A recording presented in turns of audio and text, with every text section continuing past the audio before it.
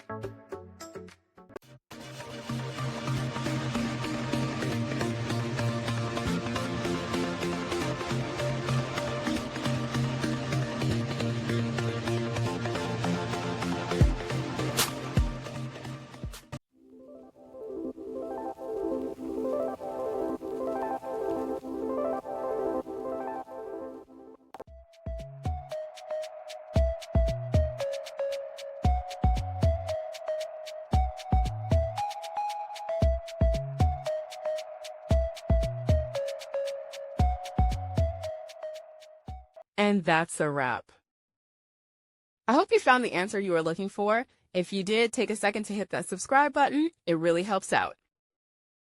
And let me know in the comments which solution worked best for you. See you next time in the debug zone.